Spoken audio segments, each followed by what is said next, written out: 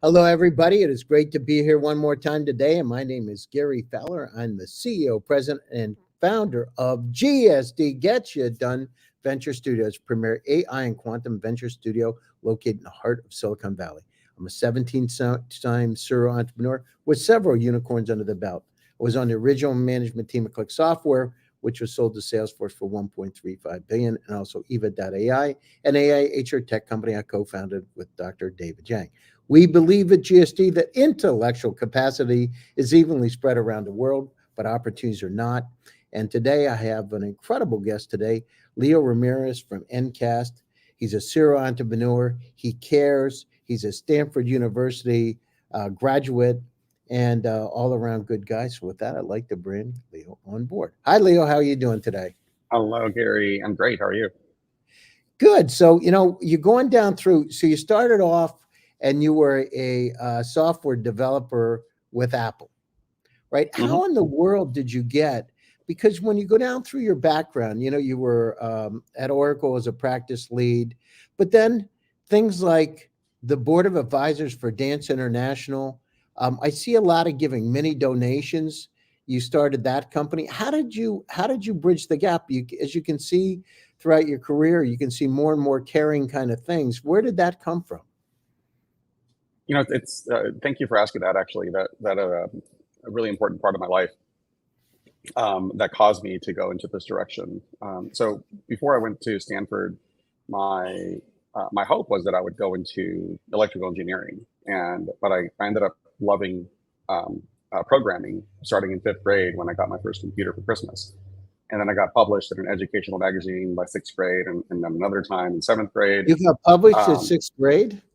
Yeah, there's like little applications. I mean, it wasn't anything, and I got paid $25 and $35 respectively. I thought I was rich, but my passion for programming kind of started around then. I actually started reading about AI when I was in fifth grade. So it's incredible how, oh gosh, that was a long time ago. That was what, 28 years ago? No, 38 years ago. My gosh. Um, Long story short, my passion for computers kind of started around then. I thought I was going to get into electrical engineering, decided computer science was also really fun. So I kind of did both in a major called computer systems engineering at Stanford. And then deepened that passion at Apple. And then I was hired away to come to Austin, Texas, where I still live 27 years ago for a company called Trilogy. And that's when I started to really open up, because before then, I grew up, lower middle class in a mobile home in South Texas. My dad was a teacher. My mom didn't work. We were always taught to give back, right? We were always told, as much as you don't think you have a lot, there are people who have it worse. And my mom is from Mexico. We used to go to Mexico every other week or so, and I'd see that. I'd see people living in dire straits along the streets. My mom's hometown, and along the way, so we would give unused clothing to uh, my mom's neighborhood, and we'd give change at church. And so that's when the seeds of giving back started, and understanding that everyone at some point in time may have some needs, and it's our responsibility to help. But I didn't believe that I could ever be an entrepreneur because I didn't have any examples in my life to help me kind of see that possibility in this Latino, boy living in a mobile home when everyone in my community that I looked at in powerful positions was white. I didn't see that as a possibility for myself. Started to open up at Stanford, opened up a whole lot more at this company Trilogy, and then through a series of unfortunate layoffs at Trilogy, and then leaving the next company, Metrics, while I was at Sun Microsystems, before the Oracle acquisition. I started to really, really open up. And in 2003 rather, my grandfather passed away. And he was the first grandparent that I lost. And the way he was celebrated at his funeral was just really beautiful. A lot of people were showing up that didn't even know him really well, but he did, in their eyes, give back to the community. He was really loved and revered. And I had this tectonic shift in my mind. I realized, when I have my funeral, I want tens of thousands of people to show up, because I led a profound life. I made a difference. And 2 years later, one of my best friends, who also went to Stanford, who I've known since sixth grade, asked me to co-found my first nonprofit with him. It was an accelerator for economically distressed regions. And then 3 years later, I would co-found Mini Donations, which was a micro-giving platform and social network for good. But that death, right, his experience, or rather my experience at his funeral, did something to me.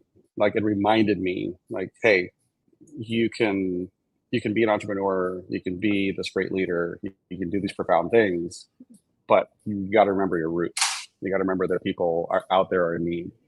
And that's the journey that I've been on, is trying to piece all those things together to do something that allows me to leverage my passion for technology, my passion for giving back, my passion to help people connect with one another. How does it feel, Leo, when you're doing it, going through the process and helping people? How do you internalize it? How does it feel to you? It fills me with the energy I need to go on. It fills me with hope.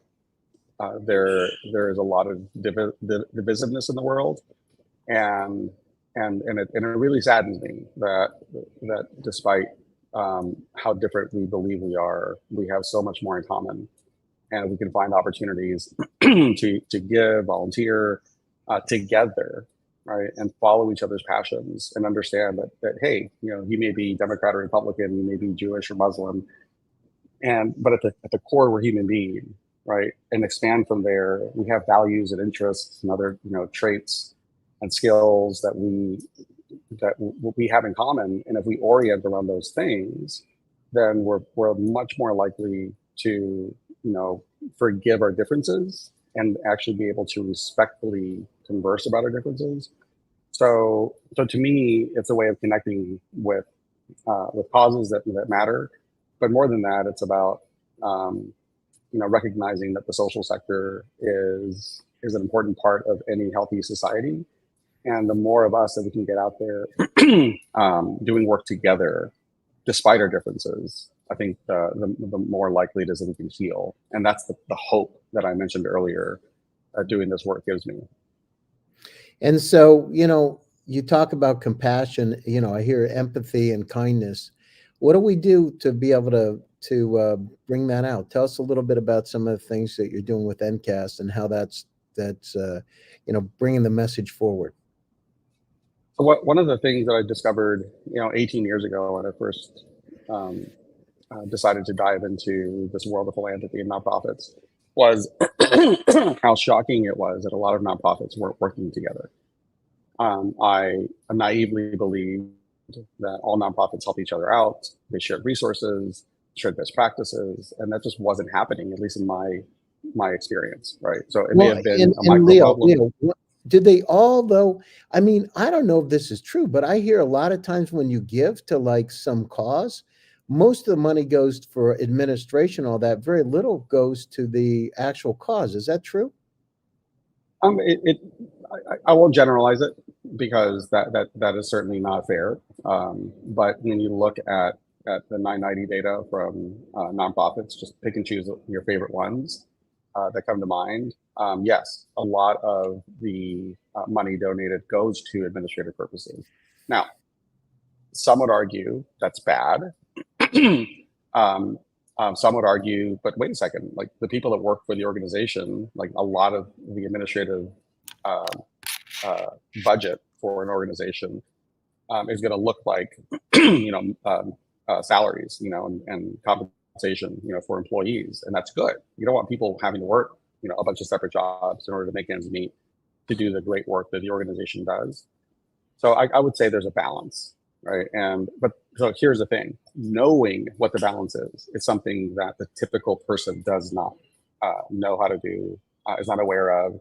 So what the typical person tends to do, this ties back to this phenomenon that I witnessed, where organizations didn't seem to be helping each other out. But most people tend to do is they give whatever's top of mind. There's a disaster, you immediately think of a certain set of organizations. There is a cancer, epidemic, obviously, and people always give to the same organizations. So you think of the environment, you think of the arts, right? There are certain organizations that come to mind, and I won't mention them here, but I just want you and the listeners to also keep this in mind. these are the ones that come to mind. Now look at those organizations. Go to guidestar.org, go to Charity Navigator, go download the 990s, because we have the right to do that as citizens. And you do an analysis and see how they're spending the resources that we're giving them. Some of them are being really efficient. Some of them are being really inefficient. And what I discovered, and the reason why a lot of organizations are not working together, is that back in 2017, my then CTO did an analysis of the entire nonprofit industry and found that 90% of all the money being donated to charity is going to only 10% of organizations.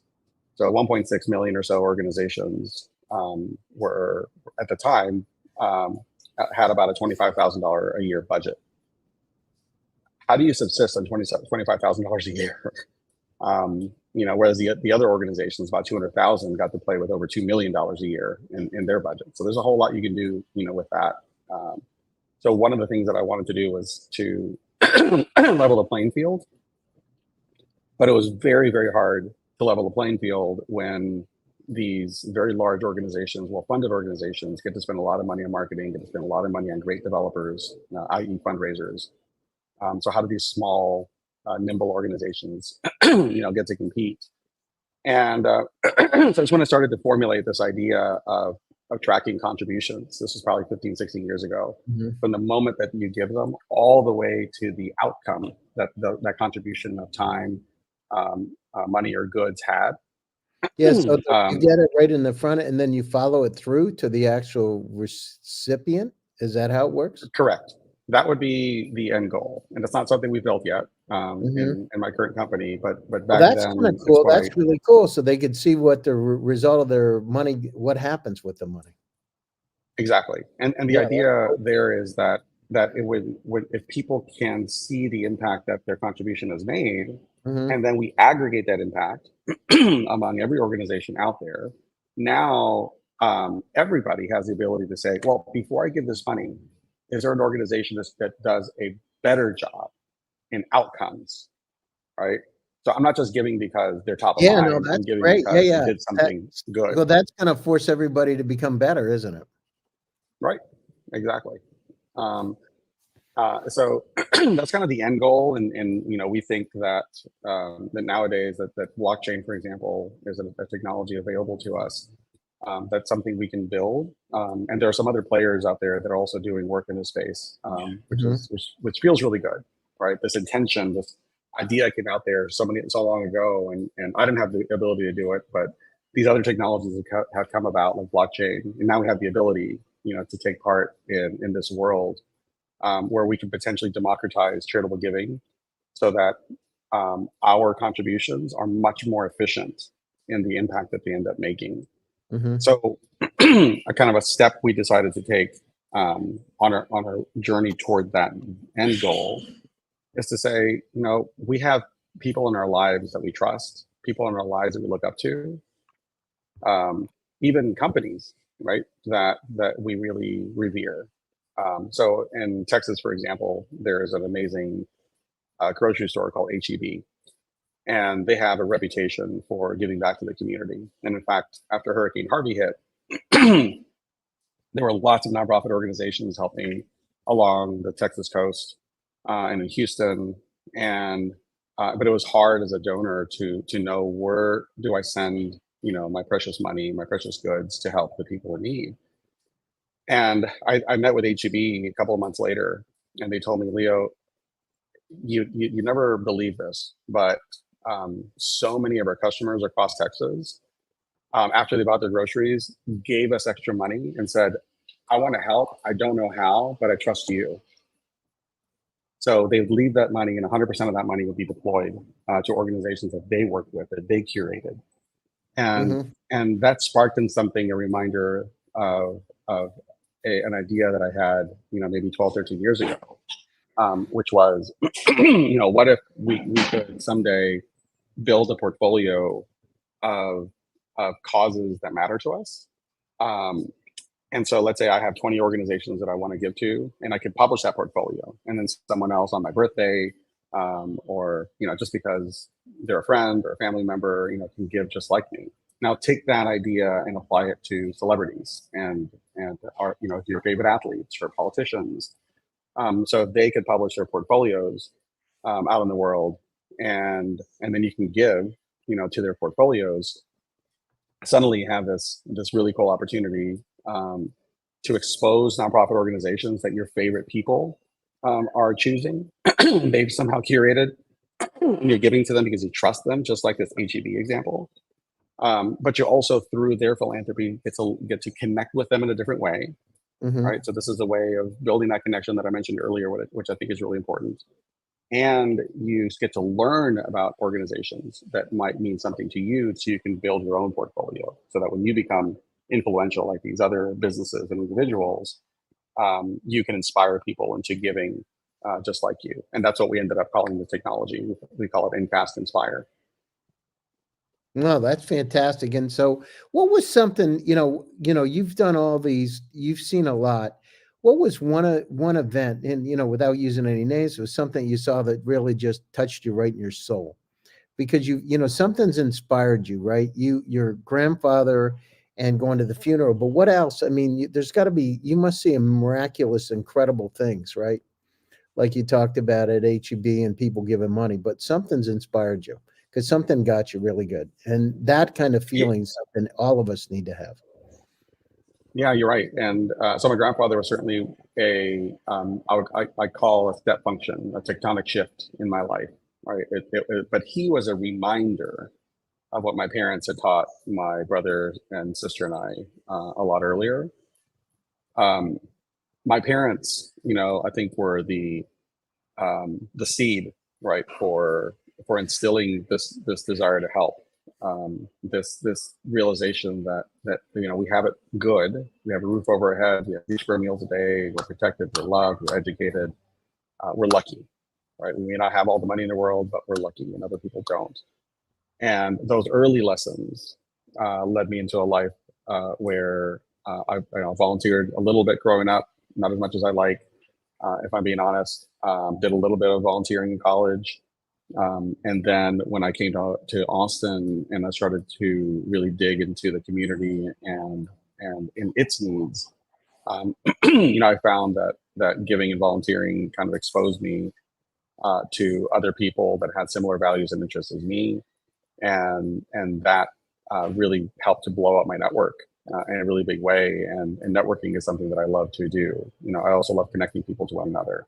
So this concept I mentioned earlier about how philanthropy has a way of bringing us together around our commonalities is something that continuously drives me. But that's a discovery I had much later in life, and something that we've embedded into the technology that we have in Encast. And then as I engage in nonprofits through kind of board representation, especially, I get to see more deeply how they operate. I got to see who they impact.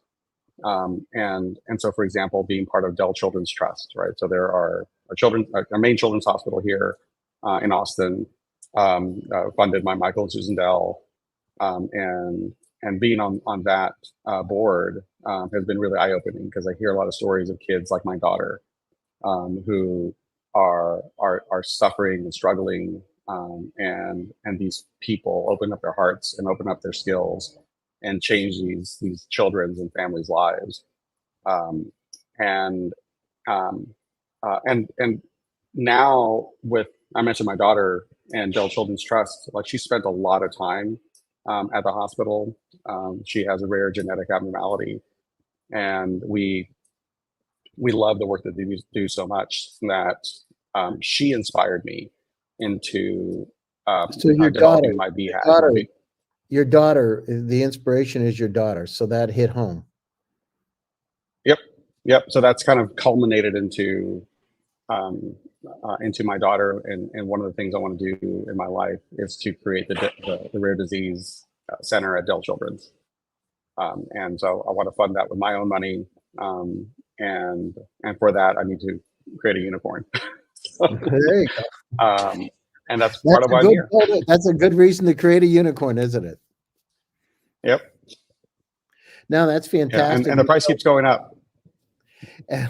And so as you're going down through this journey, you've seen a lot of things. And what about, if you look at it, what your belief in people is that you're optimistic and you believe that they can find the commonalities. How do we make them find the commonalities though? Leo, what do you do to find the touch point, the sensitive point inside the person to help them understand and become compassionate? Because sometimes they're not, right? Sometimes people are so busy they don't have time for compassion, empathy. What is a trigger that pulls people in the direction, to be able to want to donate and to want to contribute and to want to help? I think the biggest thing is curiosity and listening. If I'm talking one with someone, I tend to ask leading questions that help me find the common ground, and then I continue to go deep into that common ground that we have, and if it happens to align with a cause or set of causes that I'm also passionate about, this is an opportunity for me to enroll them in that opportunity. So I could use this knowledge, my deep passion. Maybe they may not have as deep a passion as me, but I can use that knowledge to connect with them and to inspire them, ideally with a story. And Gary, you talk to us about storytelling all the time, how important that is. I try to remember as many stories as I can with the organizations that I support. And I would urge your listeners to do the same thing. If you want to get people to enroll, and if you want to inspire them to get out in the community and make a difference, like you may be, first you got to find that common ground. You got to be actively listening to what your friend or family member is saying, or what a stranger may be saying, right? And once you do, if you can connect it to a cause or set of causes that you support, then start telling them the stories that you know of those organizations. That tugs at people's heartstrings. Sometimes, like you said, people are too busy, and that's okay. Busy people can be inspired to give money initially, and maybe later they might have time. The really interesting fact that I heard very early on in this philanthropic work of mine is that volunteers give twice as much as non-volunteers. So if you can get someone to give, that's great. But if we can get someone to volunteer first and then give, they're going to give more money, and they'll likely be a lot more loyal to the cause, as well. So I guess to answer your question, most simply is just finding the common ground, getting the connection, and then showing your own passion through your own storytelling to get people to engage. Yeah, no, storytelling's important, and touching their heart, touching their soul with the stories. For the group, and we're broadcasting all over the world right now. What's the best way for them to get a hold of you, and what closing thoughts would you have for each one of them? So I can be reached through LinkedIn. So /in/Leo Ramirez, all one word, LeoRamirez. That's probably one of the best ways to reach me. And then if you want to engage, if you're an influencer, for example, and you have a big following of fans, and you want to inspire them into supporting your favorite causes, we absolutely want to talk with you. We have some really amazing technology that we developed during the pandemic. It's patent pending, and we believe that this is a way along that journey that I mentioned earlier of tracking a contribution all the way to its outcome by giving through your favorite influencers. And again, whether that influencer be a person or an organization or a corporation, giving through them is a way to give you a little greater assurance that these organizations have been vetted, that they're doing good work, and your trust in that influencer can then ensure that your money and your time are being greatly utilized and more optimized. So I would encourage you to, one, if you're not an influencer, look to your influencers for inspiration. If you are an influencer, contact me, because I'd love to talk with you and love to work with you to help more deeply engage your fans in social good and social impact. And I would say this is especially true in this day and age where millennials and Gen Zers, they live for experiences. They live for impact. They live for a higher purpose. And we need to embrace them. They're almost $800 billion rather, in terms of their buying power, right? They're set to inherit tens of billions, trillions of dollars rather over the next couple decades, from boomers. And so they're going to be a very influential, part of the world, and embracing them now. And I think embracing them through influencers is really going to be the way to completely transform philanthropy and making it more democratized. But I think it's going to absolutely change the world. And it's going to make the world a better place, and it's going to help people connect with one another in ways that I think are much more meaningful than, again, the divisive mechanisms that we've been kind of taught to employ when seeing other people. I want to get rid of that, and I think philanthropy is the way. Yeah, no, you're right. So influence out there, get a hold of Leo, touch base. Encast is making the world a better place. So please reach out to him. He's a good guy. He's trying to make this world a better place, and he's doing it. And he's also wants to build a unicorn so he can help fund the wing at the hospital in Austin, correct, Leo? That's correct. And so help him. Let's all make this world a better place.